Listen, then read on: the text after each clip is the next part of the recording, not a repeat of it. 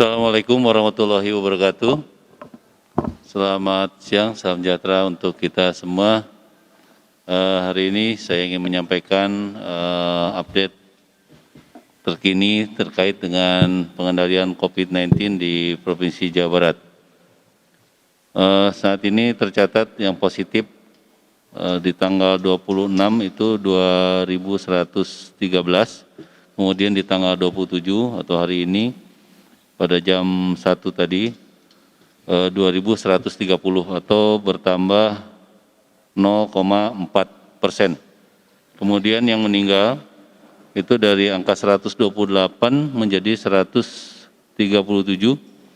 atau bertambah meningkat menjadi 3,4%. Sembuh dari 479 menjadi 505 atau 505, artinya meningkat 2,64%.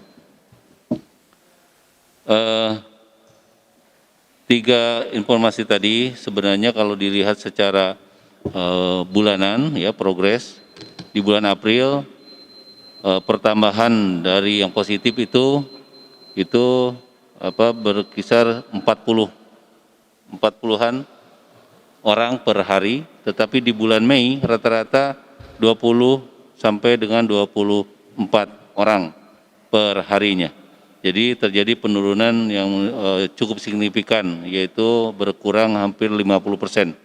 Kemudian juga untuk yang meninggal di bulan April itu rata-rata 7 orang ya.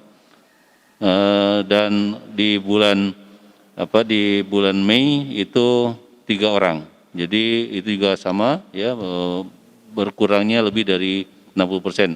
Kemudian yang sembuh itu meningkat ya di bulan April kemarin, pertambahan yang sembuh itu bisa dikatakan hanya sekitar 5 orang dalam 1 minggu. Nah, tapi ini untuk di bulan Mei ini kita bisa melihat perubahan yang cukup signifikan ya, yaitu yang sembuhnya itu rata-rata sehari sampai sekitar 11 orang. Jadi ada penambahan lebih dari 50%. Kemudian untuk pasien dalam pengawasan saat ini yang masih dalam pengawasan itu dari angka 2.242 menjadi hari ini tinggal 1.907 atau terjadi penurunan 8,7%. Artinya lebih banyak lagi yang sembuh dari kelompok PDP ya. Kemudian yang ODP, untuk ODP sendiri saat ini yang masih dalam pemantauan yaitu ada 6.206, ini juga menurun dari angka sebelumnya 6.267 ya. Jadi berkurang sekitar 2,2%. Selanjutnya untuk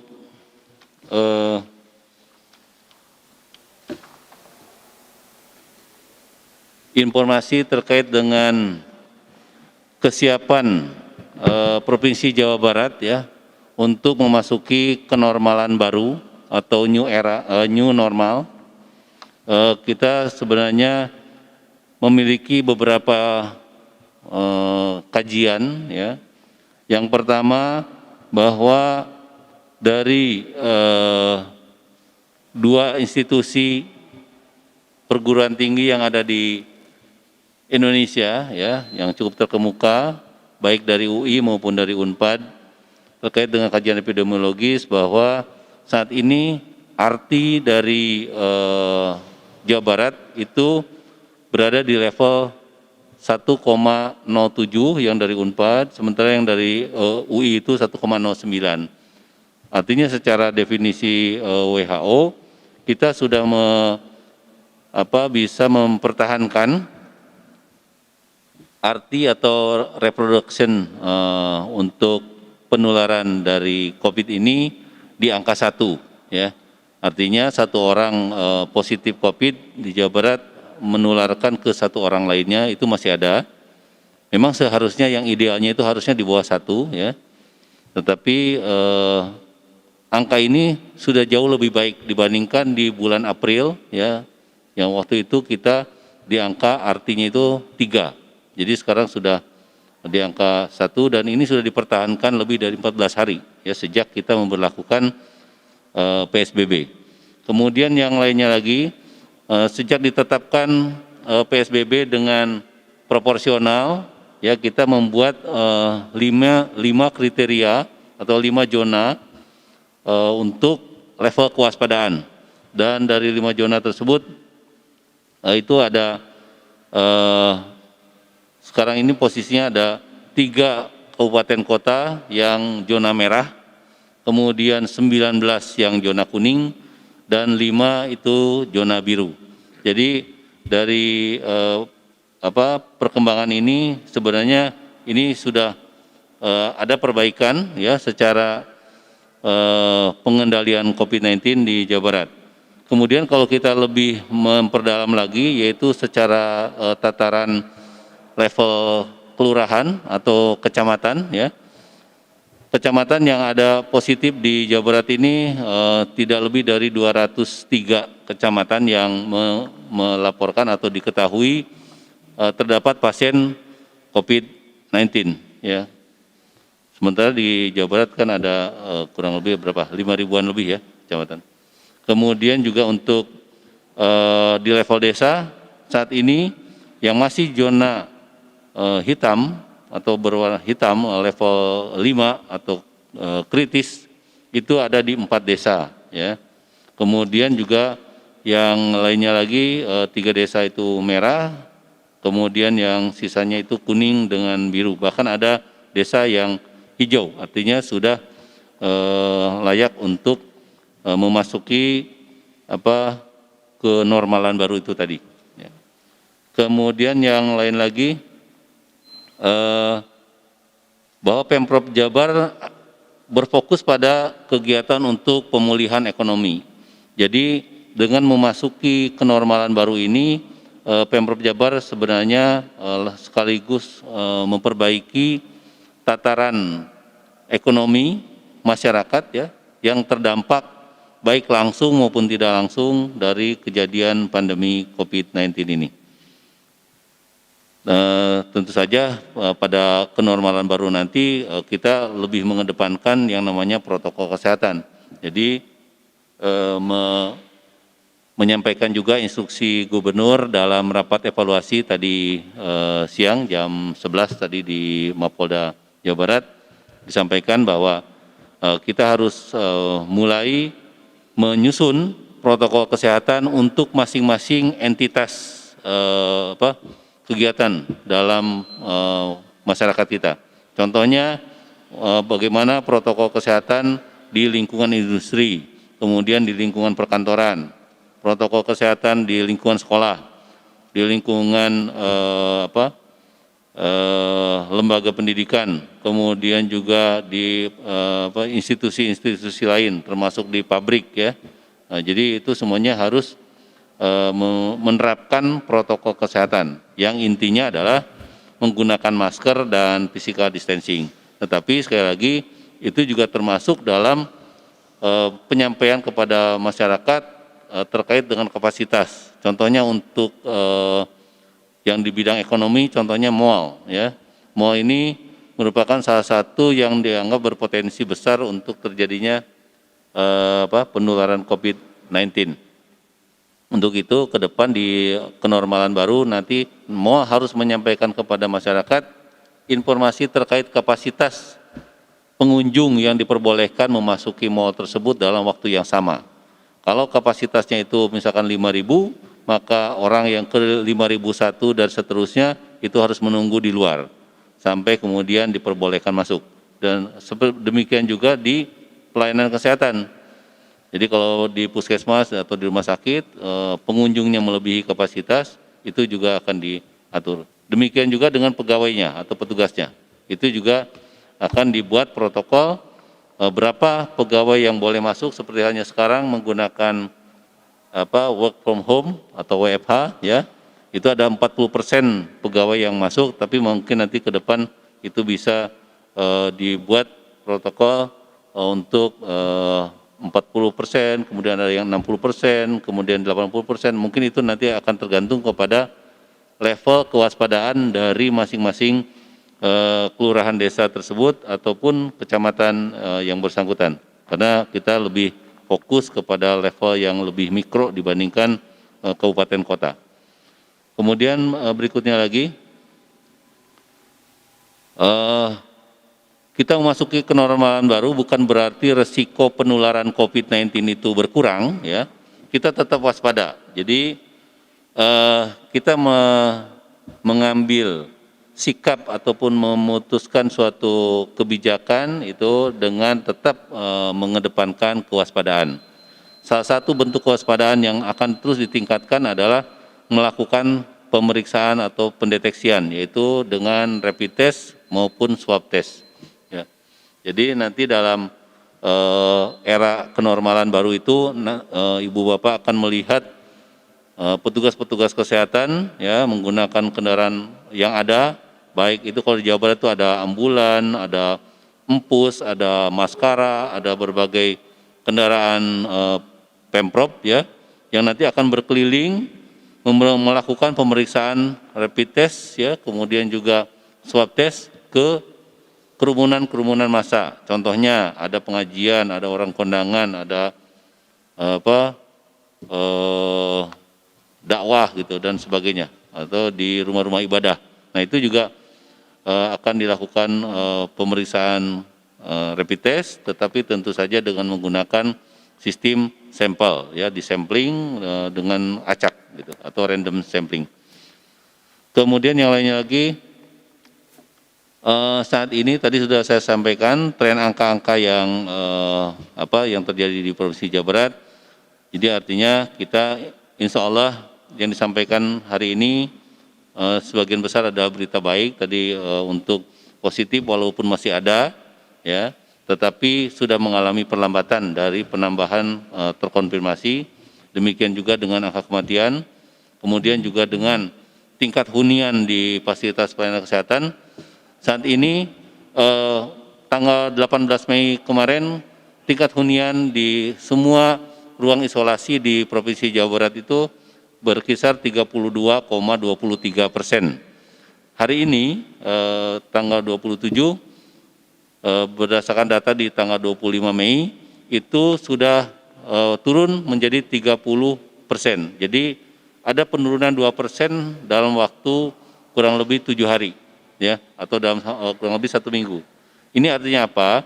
Artinya yang dirawat atau perlu perawatan karena penyakit COVID di Jawa Barat ini juga mengalami penurunan ya, sementara kapasitas rawat inap kita masih sangat luas dan sangat siap insya Allah untuk menghadapi kemungkinan risiko tadi. Kemudian juga kenormalan baru ini akan berhasil ya menjadi sebuah budaya yang positif dalam meningkatkan derajat kesehatan masyarakat, bukan hanya terhindar dari COVID-19 ya, apabila masyarakat turut berperan serta dalam hal apa? Dalam hal kedisiplinan. Jadi disiplin menggunakan masker dan disiplin melakukan physical distancing.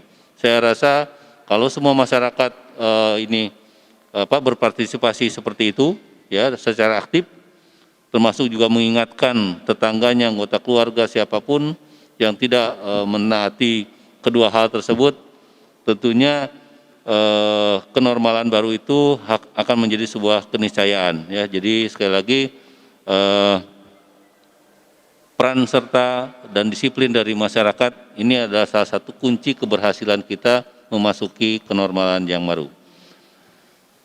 Bagaimana dengan pengendalian atau kontrol terhadap penerapan kenormalan baru ini, bahwa penerapan protokol kesehatan saat ini sedang kita kaji ya di OPD terkait, dalam hal ini Dinas Kesehatan ya, untuk membuat protokol-protokol kesehatan yang disesuaikan dengan entitas tadi, misalnya lembaga pendidikan, lembaga pelatihan, tadi fasilitas publik, kemudian juga gedung-gedung pemerintahan, gedung-gedung industri dan lain sebagainya, itu akan dibuat protokol sesuai dengan kebutuhan yang ada di tempat tersebut.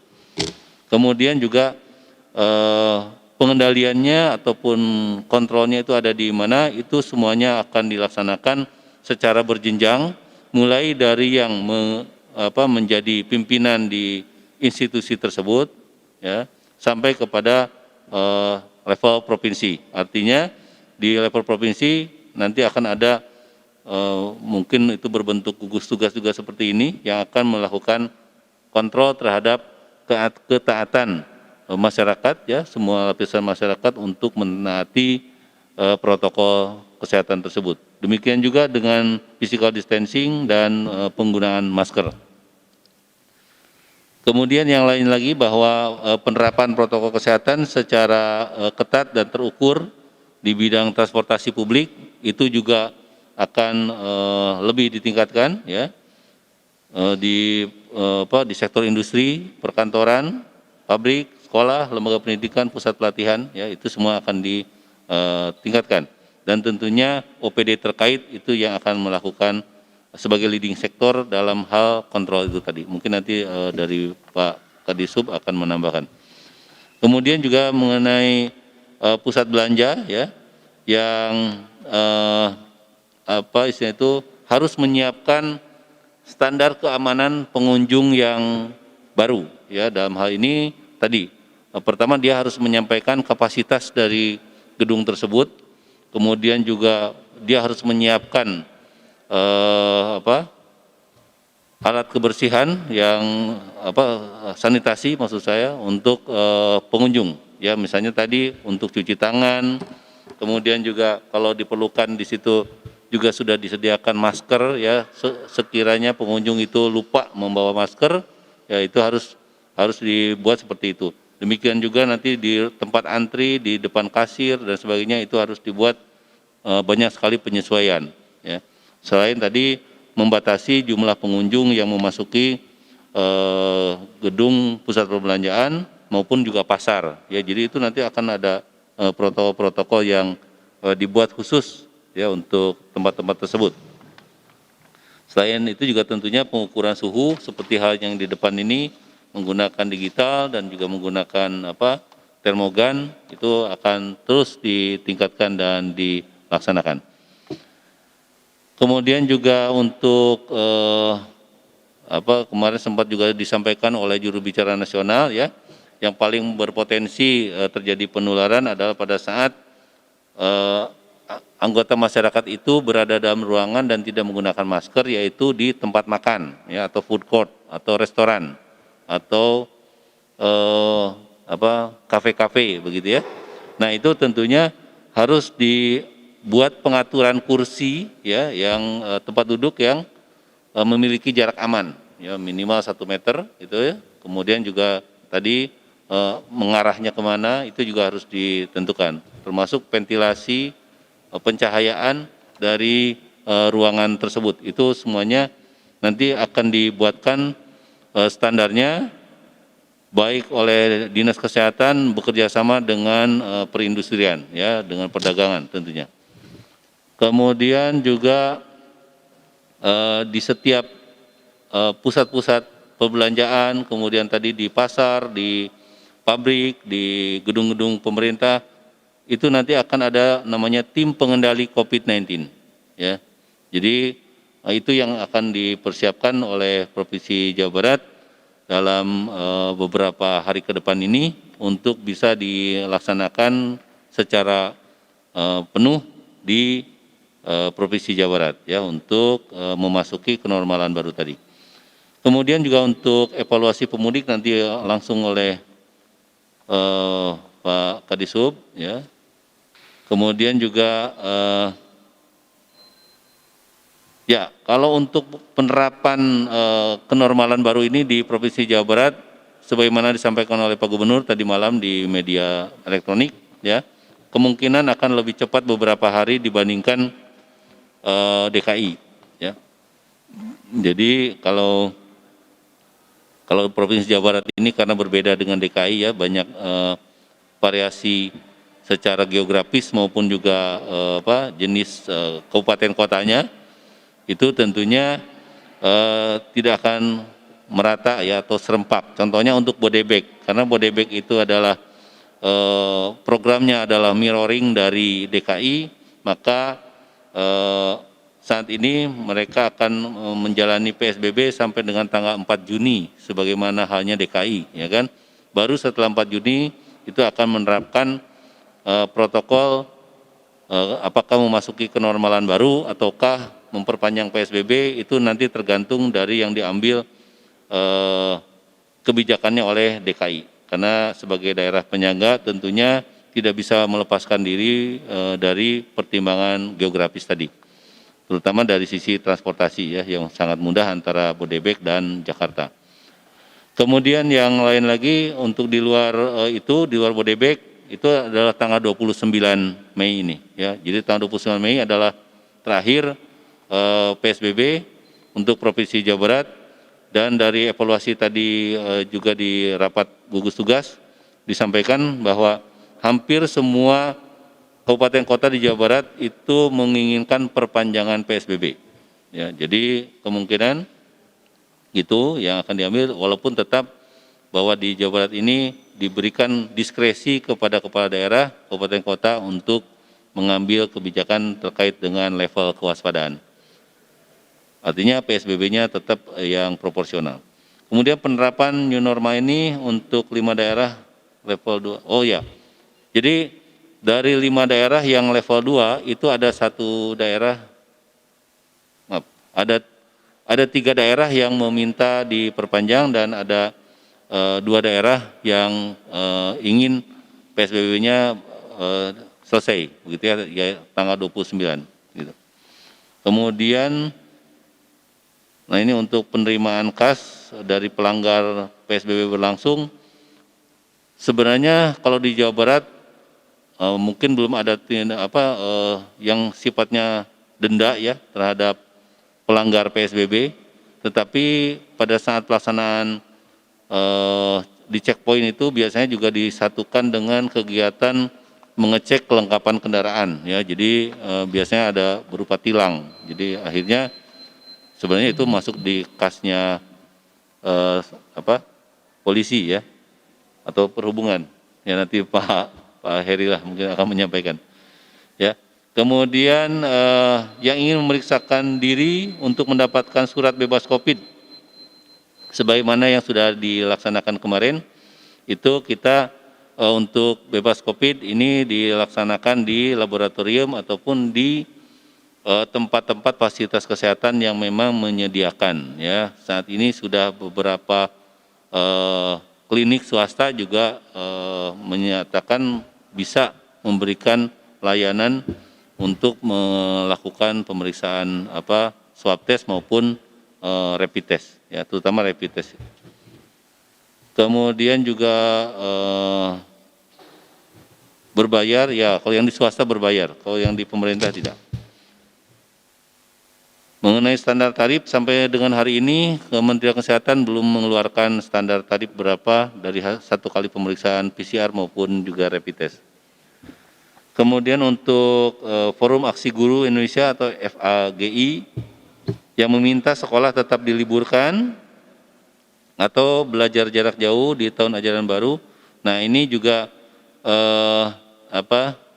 memang timbul karena adanya kekhawatiran menjadi klaster baru ya, karena kemarin ada informasi di negara lain ya, begitu dibuka 70 orang siswa di sebuah sekolah itu positif. Kemudian ada berita terbaru 800 anak yang dilakukan pemeriksaan ya, ternyata itu positif gitu ya PCR-nya. Jadi dianggap sebagai klaster baru ya. Pada waktu itu sebenarnya sedang libur ya atau sedang belajar di rumah. Ya waktu itu penjelasannya adalah kemungkinan ini karena kontak erat ya, artinya dari anggota keluarga yang lain ya, yang mungkin tadi tidak menggunakan masker, tidak melakukan physical distancing, sehingga tanpa disadari menularkan kepada anak-anak usia sekolah gitu. Padahal di awal pandemi ini sebetulnya Pak Gubernur sudah menyampaikan bahwa anak sekolah itu kelihatannya yang paling sedikit gitu terpapar karena kedisiplinan mereka tidak datang ke sekolah dan sebagainya. Tapi ternyata di rumah pun bahaya penularan atau potensi penularan ini pun masih terjadi. Itu buktinya ada 800-an anak usia sekolah yang positif. Ya. Kemudian juga ada 4 provinsi dan 25 kabupaten kota yang ditunjuk oleh pemerintah pusat untuk memulai pelaksanaan kenormalan baru ini. Salah satunya adalah Provinsi Jawa Barat. Jadi persiapan yang dilakukan oleh Provinsi Jawa Barat tadi, pertama kita melakukan mengkaji ulang ya dan menyusun kembali protokol-protokol kesehatan disesuaikan dengan protokol kesehatan itu nantinya akan diberlakukan di daerah apa atau di pabrik, di kantor dan sebagainya. Kemudian juga berikutnya adalah melakukan manajemen yang lebih terfokus pada elemen wilayah terkecil atau wilayah terkecil yang ada di pemerintahan. Misalnya kita mengkaji bagaimana pengendalian atau level kewaspadaan tingkat desa, lurah, atau paling tidak tingkat kecamatan, gitu ya. Kemudian bagaimana cara melaksanakan persiapan tersebut? Ya tentunya dengan mengkoordinir semua pihak, termasuk tadi untuk setiap unit pelayanan kepada publik, perkantoran dan sebagainya, itu nanti ada yang namanya tim pengendali COVID-19. Kemudian juga untuk rumah ibadah sama seperti hanya tempat-tempat yang lain, rumah ibadah juga akan diberlakukan protokol kesehatan khusus untuk rumah ibadah, ya, baik itu yang di masjid, gereja, dan rumah-rumah ibadah yang lainnya. Gitu. Dan sekali lagi intinya adalah bagaimana bisa mengajak bersama-sama seluruh lapisan masyarakat untuk berkontribusi aktif dengan cara disiplin, ya, menggunakan masker dan disiplin melakukan physical distancing, serta jangan lupa juga untuk membudayakan hidup bersih dan sehat, terutama adalah cuci tangan pakai sabun, kemudian juga mengonsumsi makanan yang meningkatkan daya tahan tubuh. Jangan lupa berolahraga, ya, jangan lupa berjemur ya di tengah matahari karena itu semua akan meningkatkan daya tahan tubuh kita. Demikian, terima kasih. Wassalamualaikum warahmatullahi wabarakatuh. Mangga Pak Heri.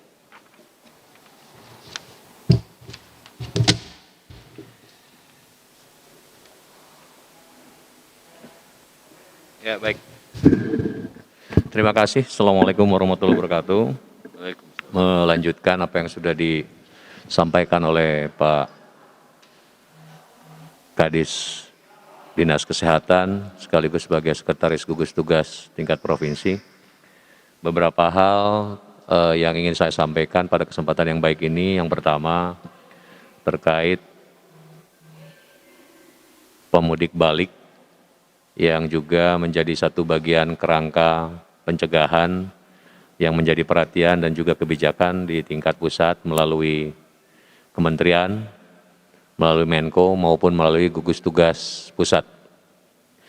Dan kami ingin menyampaikan beberapa hal terkait dengan bahwasanya saat ini masih banyak warga masyarakat yang melakukan mudik dengan berbagai alasan.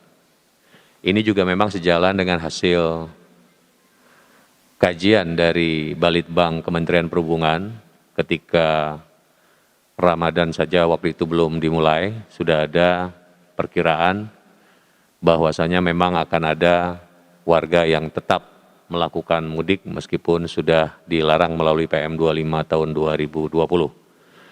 Dan oleh karenanya jumlah yang berkeras ini kurang lebih 1,4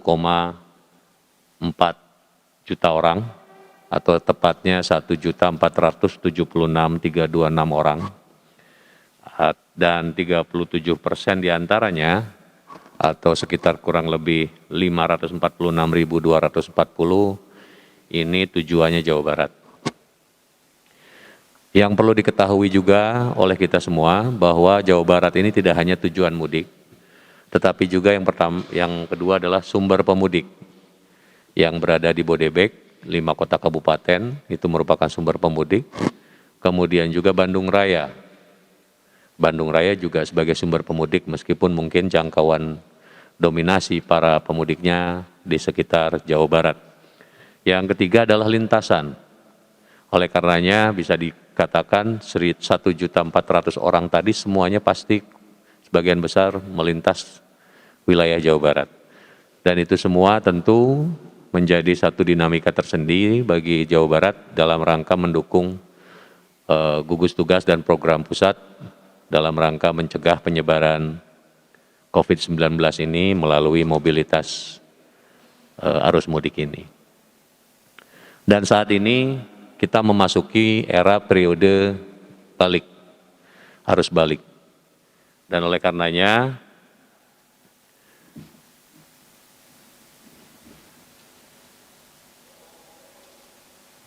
arus balik ini perlu diantisipasi dengan cermat dan sesuai dengan arahan dari pemerintah pusat, dari Kementerian Perhubungan, dari Kementerian Kesehatan, dari gugus tugas juga, bahwa kesepakatannya adalah melindungi epicentrum COVID nasional, dalam hal ini Jabodetabek, agar tidak terjadi lagi lonjakan setelah proses mudik balik ini terjadi nantinya.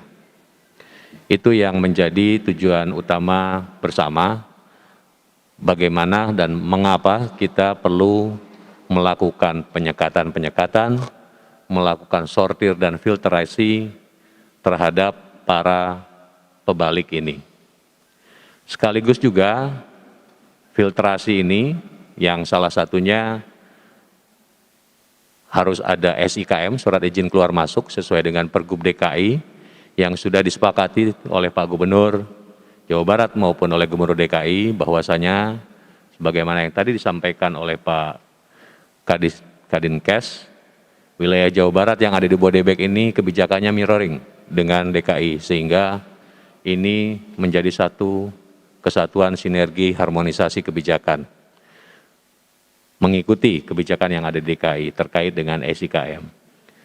Pemerintah pusat juga mengarahkan seluruh komponen yang ada di khususnya Pulau Jawa, baik Jawa Timur, Jawa Tengah maupun Jawa Barat, semua unsur stakeholders berkaitan dengan mudik, termasuk di dalamnya Dinas Perhubungan Jawa Barat, Dinas Perhubungan, Dirlantas masing-masing, Satpol PP juga, TNI, untuk melakukan penyekatan sejak sumber-sumber pebalik ini.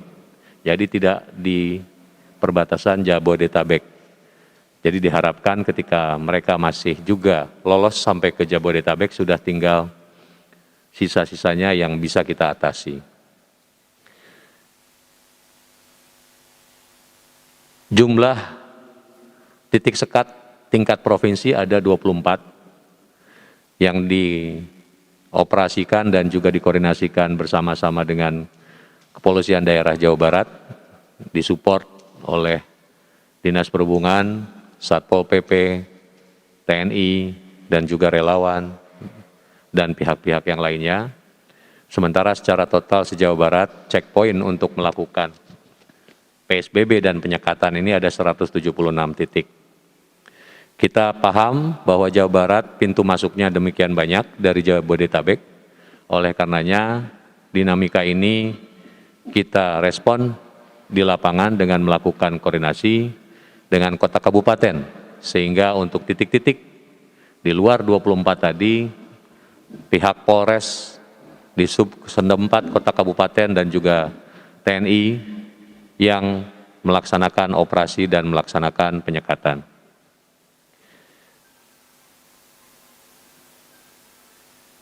Meskipun secara keseluruhan sampai saat ini jumlah pemudik mengalami penurunan jauh dibanding tahun lalu, akan tetapi dari sisi protokol pencegahan penyebaran COVID-19,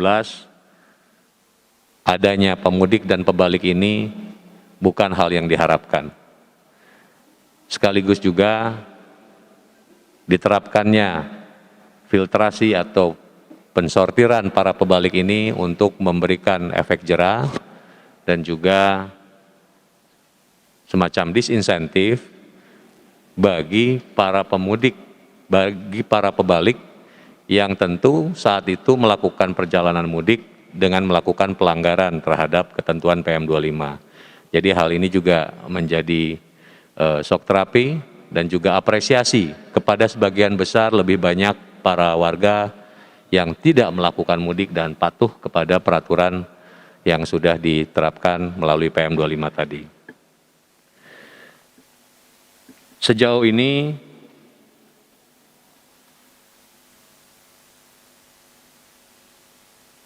berkaitan dengan SIKM, saat ini kita terus melaksanakan edukasi dan sosialisasi karena arus balik masih berlangsung dan sebagian besar juga mungkin ada dari Jawa Barat, termasuk dari wilayah Bandung Raya yang melakukan mudik kembali ke Jabodetabek.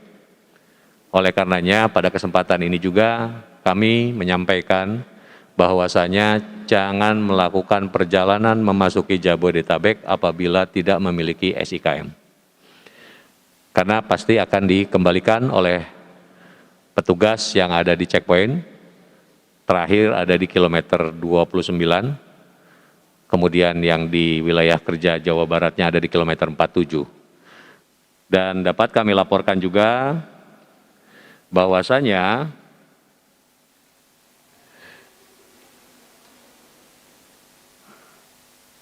jumlah kendaraan yang dikembalikan sampai tanggal 26 Mei kemarin adalah sejumlah 99.133 kendaraan.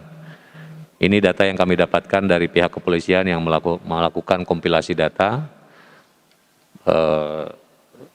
dengan rincian kebanyakan adalah roda 2 sebanyak 56.686,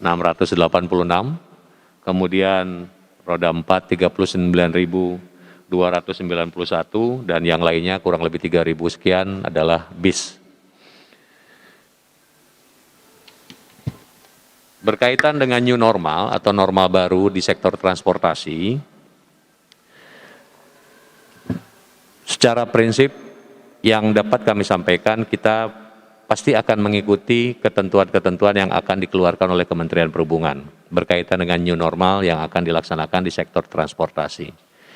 Transportasi ini terdiri dari 3 matra plus kereta api, darat, laut, udara.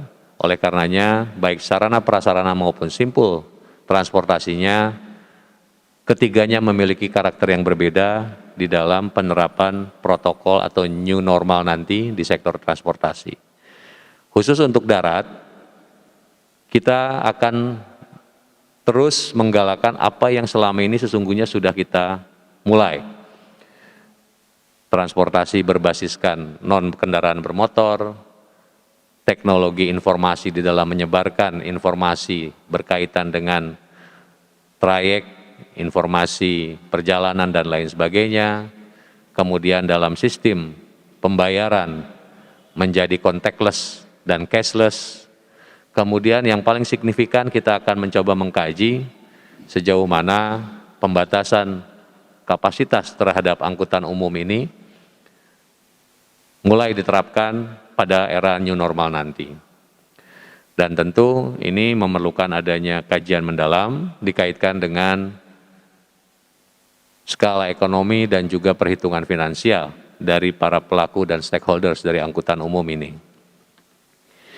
Tapi pada prinsipnya, layanan angkutan umum harus tetap berjalan dengan menerapkan prosedur kebersihan, kesehatan, keamanan, dan juga hal-hal yang lainnya, termasuk tadi yang disampaikan terkait dengan teknologi informasi. Atau paling tidak, ada 4 perubahan. 4 hal ini antara lain tadi sudah saya sebutkan pola interaksi, kemudian kebersihan dan higienitas, komunikasi dan segmentasi dari para pengguna transportasi. Dan tentu investasi di bidang teknologi informasi dalam sektor transportasi akan semakin gencar dan akan semakin dibutuhkan dalam rangka kita mendukung new normal di sektor transportasi ini.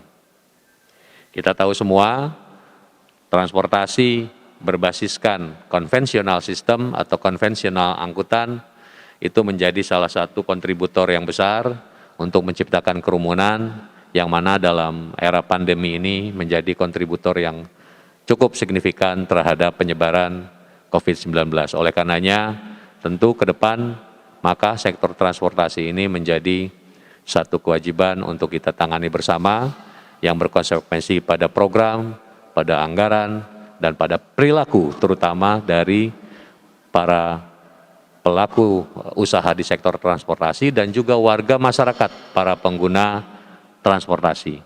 Semua ini akan dikemas menjadi satu kebijakan besar yang melibatkan 3 kelompok besar di dalam sektor transportasi.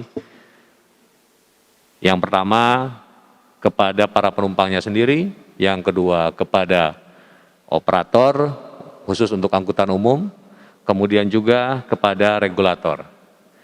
Dalam hal ini kami di pemerintahan juga kami tentu harus merubah berbagai kebijakan di tingkat provinsi khususnya, berkaitan dengan RPJMD tentu harus berubah, berkaitan dengan rencana induk mobilitas transportasi Jawa Barat tentu harus berubah. Dan ini semua akan kita kaji agar apa yang kita lakukan di new normal nanti memiliki landasan yang jelas, landasan yang tepat, sehingga ketika kita menganggarkan dalam programnya pun menjadi proses yang akuntabel kepada publik. Kemudian kepada operator, tentu hal-hal yang berkaitan dengan physical distancing, penyediaan alat kebersihan, penerapan tiketing tadi ya, cashless dan juga contactless, kemudian juga digitalisasi dan otomatisasi dari layanan armada, standar kebersihan dan higienitas, dan juga jika dimungkinkan harus ada petugas khusus yang mengingatkan para pengguna angkutan umum untuk selalu mematuhi protokol dan juga ketentuan penyebaran COVID-19 di masa depan begitu. Bagaimanapun juga warga kita belum seotomatisasi di negara lain, khususnya di Eropa, sehingga perlu ada tetap petugas yang mengingatkan di lapangan.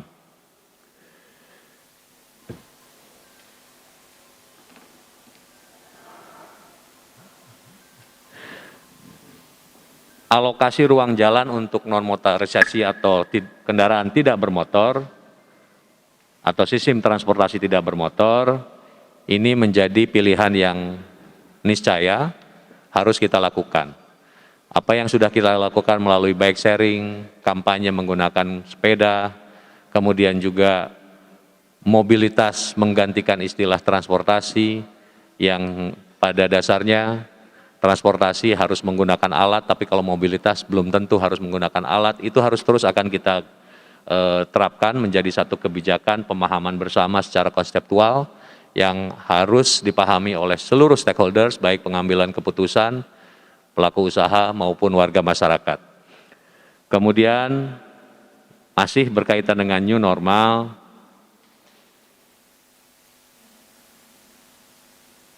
ya saya kira itu dari sektor transportasi, khususnya dari Dinas Perhubungan Jawa Barat. Mudah-mudahan bisa menambah informasi yang sudah disampaikan oleh Pak Kepala Dinas Kesehatan tadi. Terima kasih atas perhatiannya. Billahi taufiq wal hidayah. Wassalamualaikum warahmatullahi wabarakatuh. Waalaikumsalam.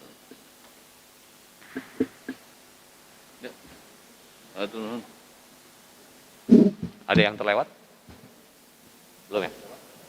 Nggak ada yang terlewat kan?